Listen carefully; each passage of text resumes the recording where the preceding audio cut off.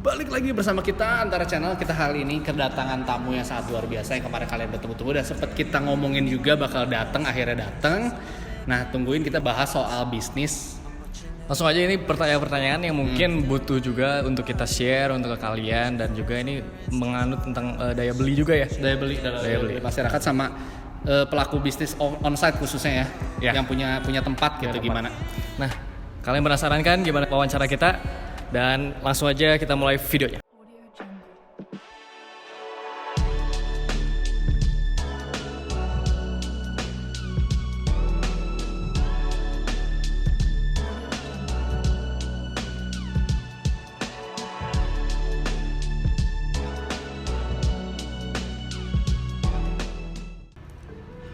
Halo orang-orang biasa, kita kali ini kedatangan tamu yang sangat spesial nih. Kita kemarin udah sempat kontak-kontakan ya Pak ya, terus nggak bisa hadir karena ada satu perhalangan. Nah, kali ini kita bakal tanya-tanyain.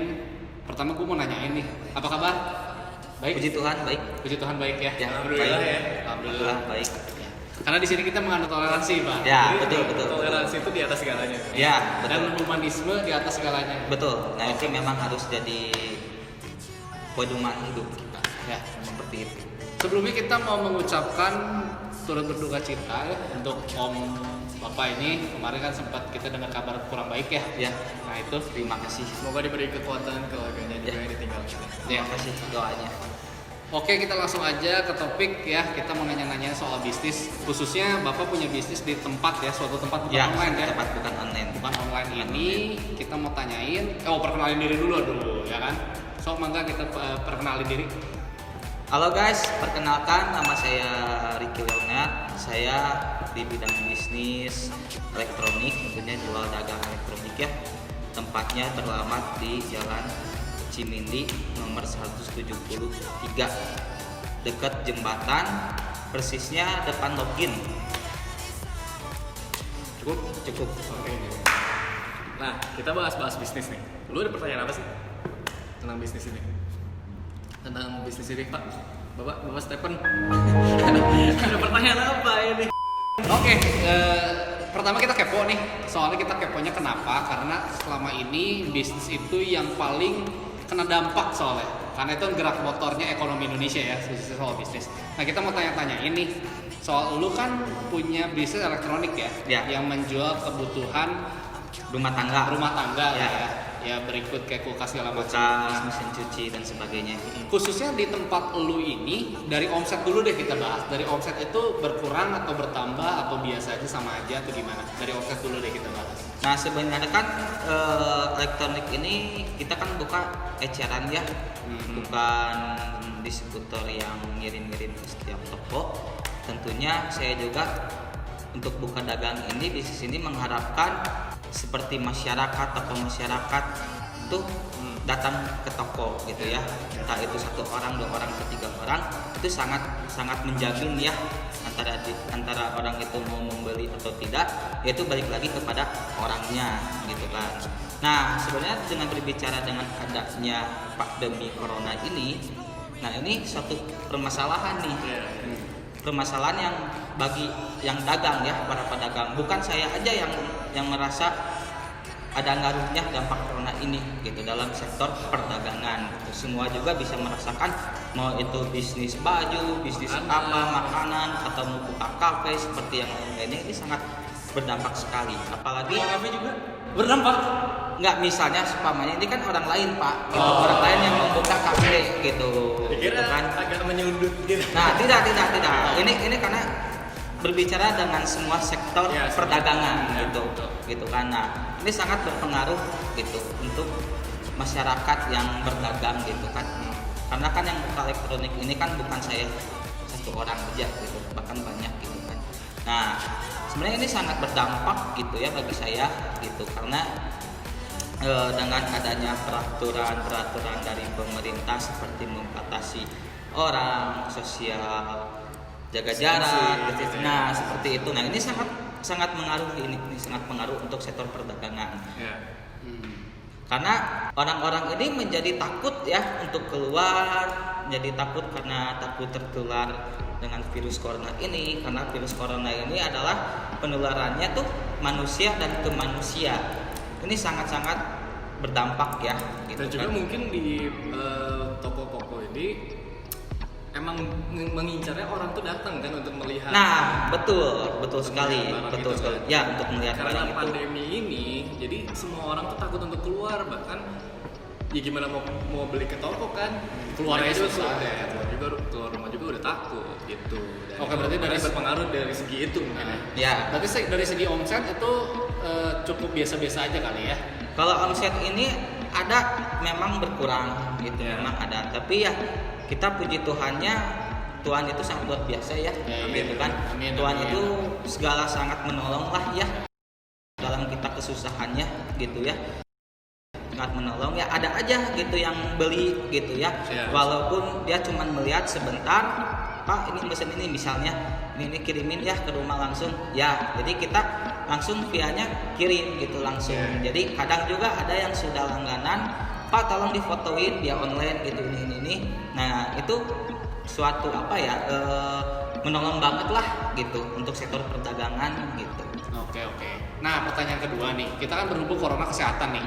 Nah, lu mempraktekkan menjaga kesehatan nggak nih di toko lo gitu? Khususnya kan orang-orang lain mungkin kan dari segi retail, kayak Borma, Gria segala macam, Starbucks segala macam, dari yang coffee shop segala itu menerapkan kayak mau masuk cuci tangan dulu nih gitu. Nah kayak gitu. Oh ya tentunya saya sediakan seperti alat pengukur tensi ya. Iya, pengukur temperatur suhu. Kalau tensi itu buat yang sakit badan ya. Tensi itu. tensi itu buat tensi kan emosi. Oh ya Tensi tensi. Kalau meledak tensinya ya udah itu emosi. Oh emosi ya. Jadi kayak apa tuh? Termometer Pak. Nah termometer maksud saya guys itu. Nah, Berarti Bapak ini juga menerapkan apa yang seharusnya diterapkan. ya menerapkan Oleh peraturan pemerintah gitu. Oke. Pastinya itu harus kita bagaimanapun kita harus taat pada peraturan Oke. pemerintah karena itu untuk kebaikan kita dan untuk kebaikan kebersamaan kita. Nah, Gitu. ngomong-ngomong peraturan pemerintah, ada nggak sih peraturan pemerintah itu yang tanda kutip ya emang harus dijalankan, tapi Ya. merugikan? buat pihak lu nya merugikan Iya. gitu. Ya memang ada ya sangat merugikan gitu dari jangka jam waktu ya. Oh iya. Seumpamanya seperti kita harus buka misalnya jam 10 pagi tutup harus jam 6 sore misalnya seandainya Ya. tuh kan adanya virus corona ini semua kan sektor perdagangan tuh dibatasi waktunya Ya, ya seperti kafe, seperti pertokoan, seperti kayak Alfa, Indomaret dan sebagainya, Borma dan mall juga kan tutup juga kan, tutup sangat lama juga kan mall kan karena yang apa ya pada dasarnya adalah kita antisipasi masa yang berkerumun gitu. Tapi untuk bagi saya untuk perdagangan toko ini toko tidak ada yang berkerumun gitu. Yeah. Nah pasti ada selang jeda 1 orang datang, 2 orang datang, 3 orang datang. Bisa juga dalam 1 hari ini tidak bisa datang, tidak ada orang sama sekali. Nah ini dampak ini harus dikoreksi lagi nih sama pemerintah nih. Oh, iya. Nah Oke. ini gitu kan, karena memang untuk segi di lapangan tuh untuk perdagangan toko seperti saya elektronik ini tidak banyak berkerumun massa karena saya memang nungguin di tempat secara di lapangan gitu, bahkan tidak ada 1 hari pun orang yang datang gitu, apalagi dengannya pandemi corona ini gitu, orang-orang kan takut nih. Nah jadi mohon untuk sektor-sektor pemerintah juga tolong untuk dikoreksi jangka waktunya ini. Jadi gitu. pemerintah itu diminta untuk turun ke lapangan karena usaha yang Bapak jalani itu beda kan dengan supermarket atau mall-mall yang emang banyak berkerumun orang. Nah ya betul, beda gitu. Jadi ya mungkin itu ya pelan-pelan lah mungkin ya. Kritik.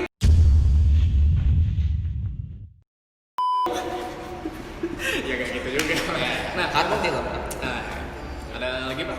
Nah sebenarnya gimana ya, pemerintah ini ya harus lebih dampaknya harus lebih dievaluasi lah mungkin Evaluasi, ya, ya. mungkin ya lebih dirundingin lagi, intinya sih kebijaksanaan gitu ya pemerintah gitu, Harus lebih jelas lah lebih ya. jelas gitu ya gitu, karena kan ini kesian gitu seperti perdagangan toko ini. Ya. Nah seperti kafe-kafe juga, seperti kafe, coffee shop dan sebagainya juga dia sebenarnya mengandalkan perorangan gitu sebenarnya, dengan dibatasi ini dengan jam sepi gitu kan ya. Dengan bukannya dengan sebelumnya juga, sebelum adanya corona, kita berbicara kafe yang baru mulai lah ya, belum suatu kafe yang sudah terkenal mewah atau gimana, yang sudah terkenal dengan masyarakat. Ini saya berbicaranya lebih kesian kepada yang kafe baru mulai, baru sepi, baru ini dengan terhalangnya adanya corona, terus ditambah dengan peraturan juga gitu kan. Nah seperti jam-jam ini, nah itu sangat mempengaruhi. Oke, nah masalah kita dengar-dengar juga nih, ini masalah agak krusial juga. Kita dengar-dengar lagi banyak gelombang PHK.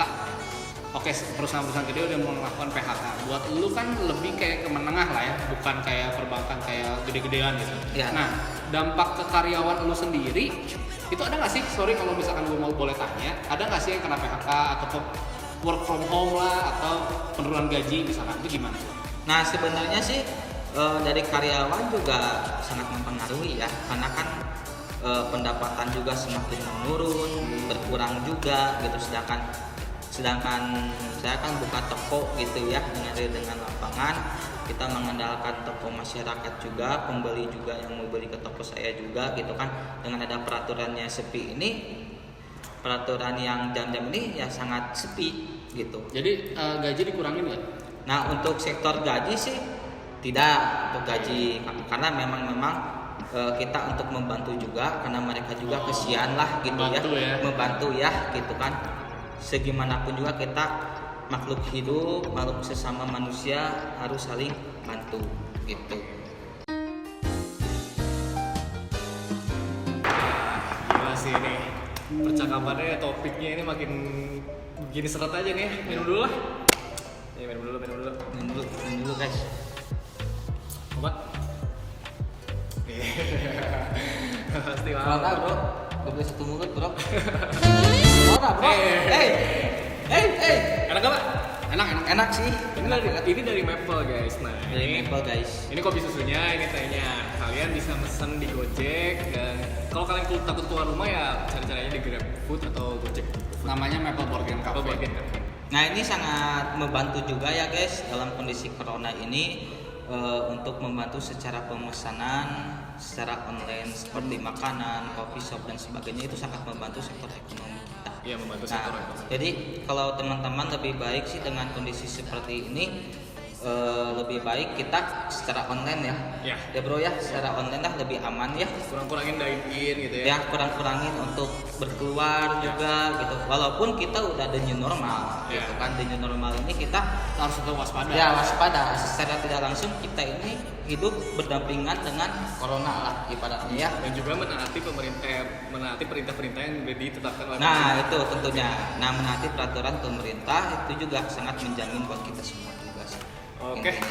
Oke, kita masuk segmen di mana kan kita dengar-dengar banyak juga yang lagi usaha nih.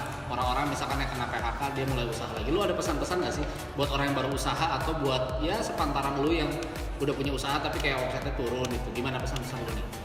Nah kalau pesan sih untuk saya sih jalani, tetap bersabar. Intinya rezeki mah sudah ada yang atur semuanya. Ya, Jadi pada intinya sih kita tetap berdoa, bersabarlah. Oke. Itulah. Tetap semangat lah ya. Tetap semangat lah. Tetap jaga kesehatan. Yang udah mulai, yang udah mau berjalan juga semangat lah tentunya.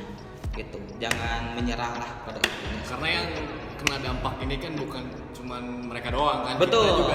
Kita juga ada betul. dampak ini. Ya. Tetap semangat gitu. Betul, Ya. tetap semangat. Dampak ini kan bukan satu orang, dua orang, bahkan seluruh negara semua lah Ya, sektor semua ekonomi negara. ya. Jadi intinya kita sabarlah gitu. Mudah-mudahan sampai ketemulah vaksinnya ini gitu ya, vaksin corona ini gitu yang kita tunggu-tunggu ya. Seperti itu. Gitu guys. Oke, thank you banget ya Pak. Pokoknya gini aja, kita doain kalau Bapak punya usaha, lu punya usaha, Ya. tetap maju, semoga makin berkembang.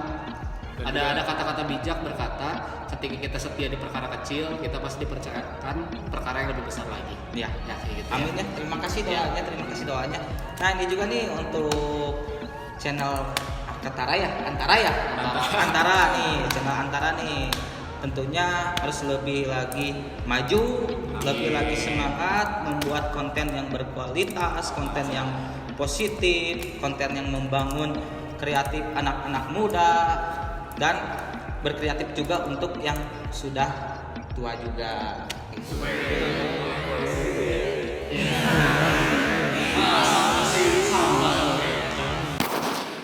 Jangan gitu loh. Ya, terima kasih ya. Terima kasih banyak ya. Terima kasih. Sukses terus, semangat. Semangat terus. Guys, jangan lupa subscribe, like, share, komen.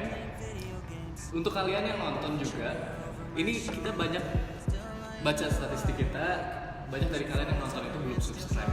Tolong share channel ini, tolong support lah ya, karena kita juga akan saling support kalian. Kita akan membuat konten-konten yang positif dan mendorong kalian untuk lebih lagi terjun ke dunia-dunia luar, dunia perbisnisan, dunia psikologi dan lain-lain.